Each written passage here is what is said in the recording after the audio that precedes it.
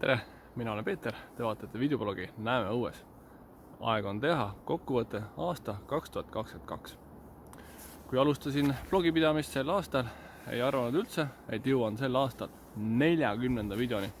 Mis sobiks ka täpselt minu 40 aastaseks saamisel sel aastal. Aga siin see on.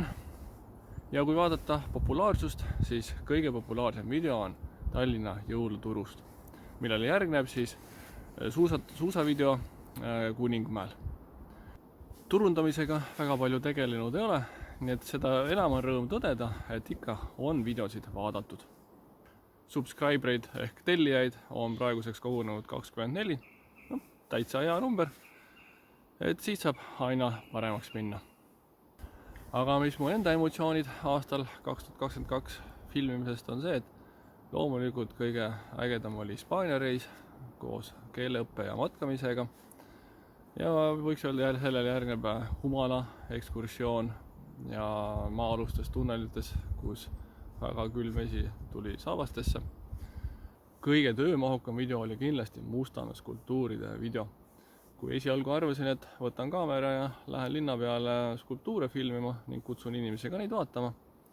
Aga kui selgus, et skulptuure on palju rohkem, kui ma esialgu arvasin, ning osade puhul ei olnud ka infot teada, et kes see autor on, siis asusin ka detektiivitööd tegema. Aga tulemus on, ma arvan, täitsa rahuldav ning materjal jõudis lausa ka Mustamäe 60 raamatusse. Kindlasti ei möödu filmimine ilma apsudeta, nii et aasta jooksul on kogunenud ka natuke musta materjali, mida soovin teiega ka jagada. Nii et siit siis mõningad näiteid teile. Postitused hakkavad olema eesti keeles, hoiame eesti keelt aukohal, inglise keelt tuleb siit siis igalt poolt aknast uksest. Nii et räägime ikkagi eesti keeles.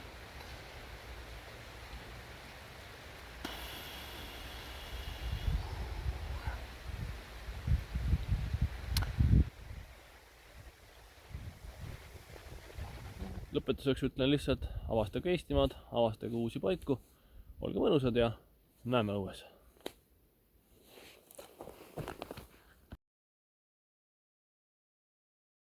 Lisaks toidupoodidele on teekonnal ka spetsiaalsed matkapoode.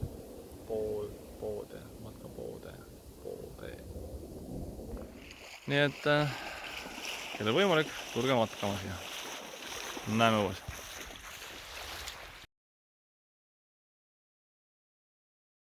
Tere, mina olen Peeter, te vaatate videoblogi Näeme õues. Mustamäe elanikuna olen ma tähele pannud nii mõndagi skulptuuri. Mustamäe elanikuna olen ma tähele pannud nii mõningaid.